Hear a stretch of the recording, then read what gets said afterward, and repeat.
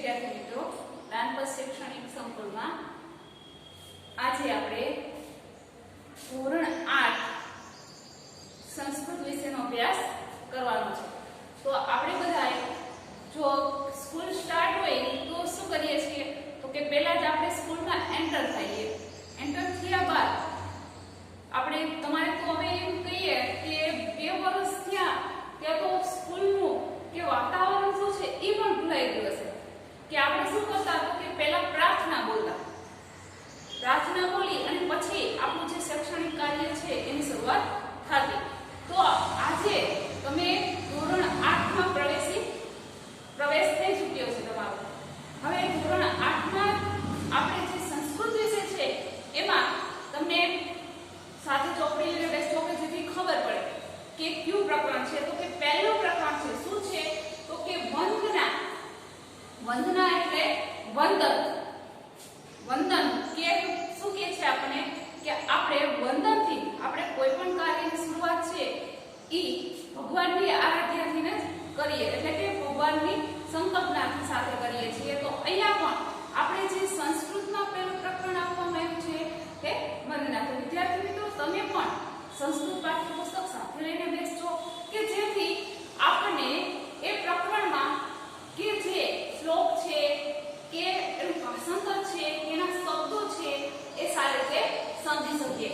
તો અહીંયા આપણને વંદના સાથે અભ્યાસ આપવામાં આવ્યો છે કે જેથી આપણે વંદના પણ કે આપણે ખબર છે કે આપણે શૈક્ષણિક કાર્યમાં સરસ્વતી માની વંદના સિવાય કેમ કે વંદના વગર કોઈ કાર્ય છે એ સફળ નથી। આપણે કોઈ નવા ઘરમાં રહેવા જઈએ તો પહેલા આપણે અહીંયા કે ગણપતિ છે કે હવન હવન કરી અને આપણે વંદના કરીએ છીએ, પછી ઘરે પ્રસંગ હશે તોય આપણે વંદના પહેલા કરીએ છીએ। તો આપણે આજે પણ શૈક્ષણિક કાર્ય છે એ શરૂઆત કરવા પહેલા વંદનાની શરૂઆત થાય છે। તો એમાં પ્રકરણ એ જે વંદના છે એના શ્લોકો આપણે સમજવાના છે।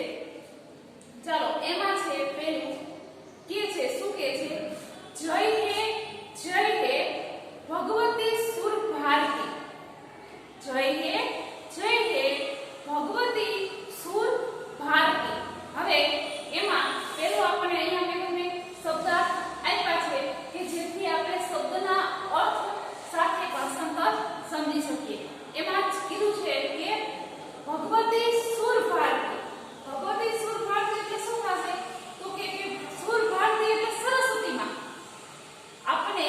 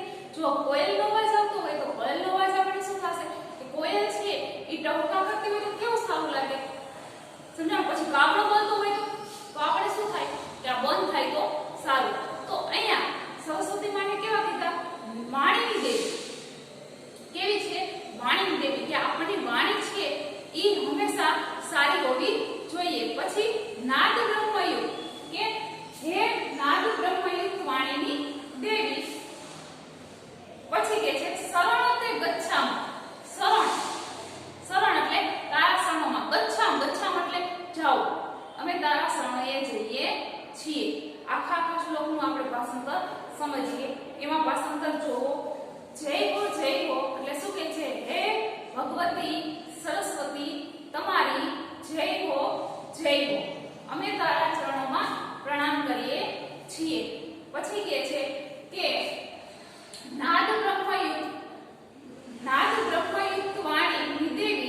નાદ બ્રહ્મયુક્ત વાણીની દેવી હે સરસ્વતી અમે તારા ચરણોમાં જઈએ છીએ આ આપણે જે થયું એ પહેલા શ્લોકનું ભાષાંતર થયું ચાલો ત્યાર પછી આપણે બીજા શ્લોક જોવો એમાં જોવો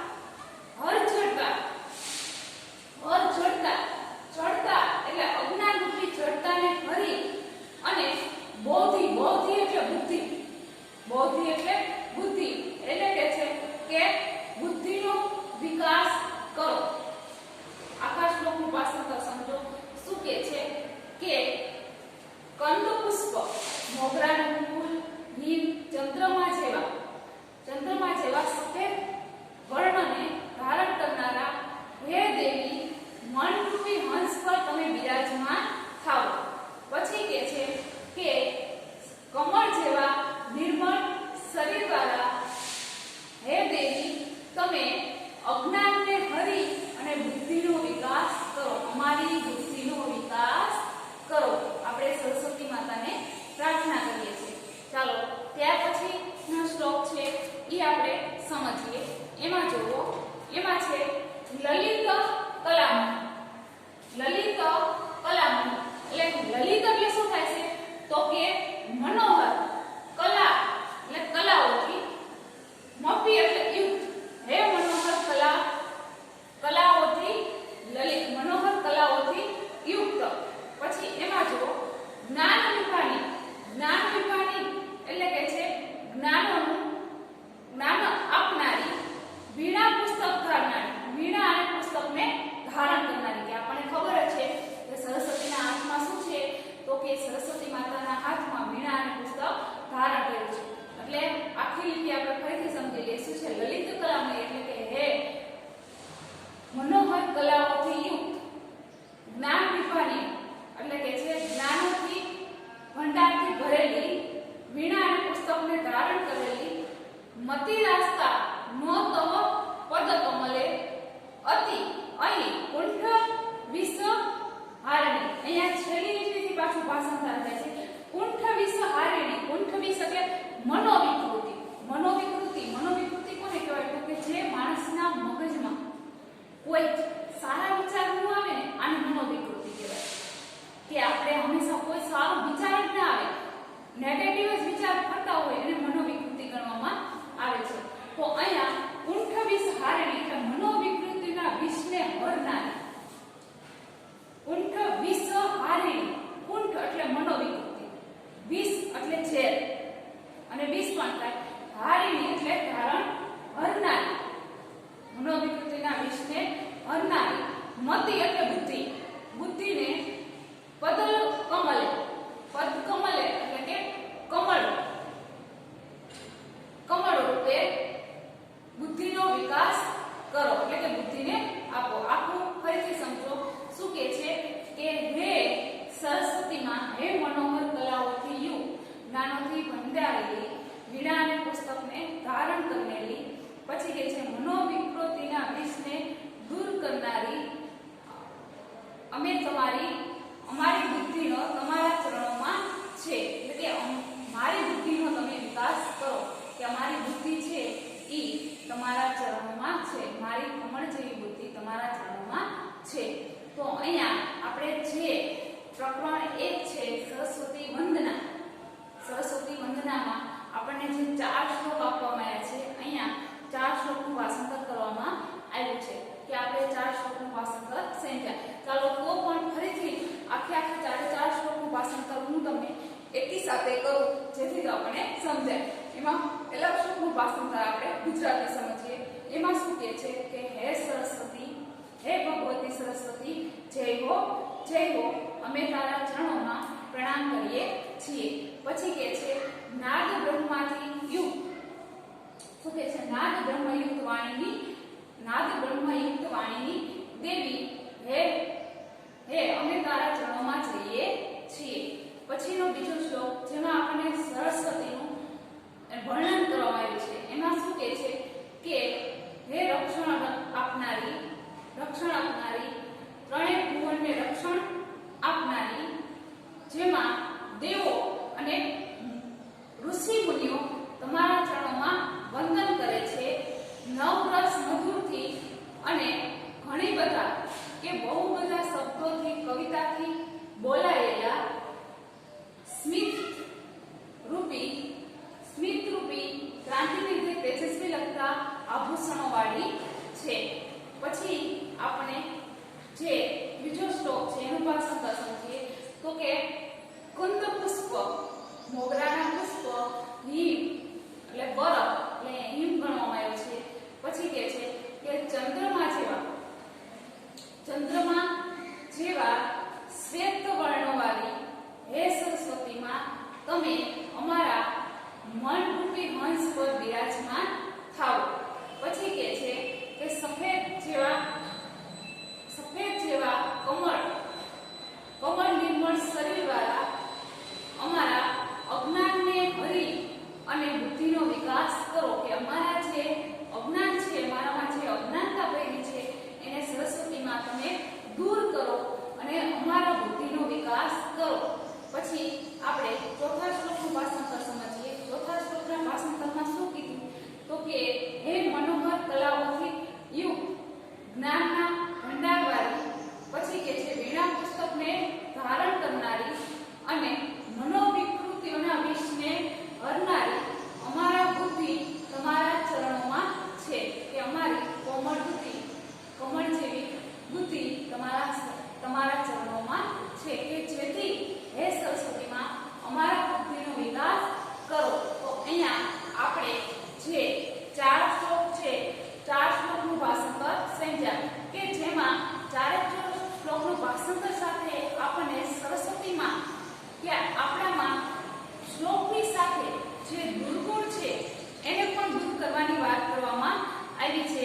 જેથી આપણામાં રહેલા દુર્ગુણ છે એ દૂર પણ થાય અને આપણે અભ્યાસમાં સારી રીતે ધ્યાન આપી શકીએ અને આગળ આપણે હંમેશા સારું વિચારી અને આપણા બુદ્ધિનો વિકાસ થાય.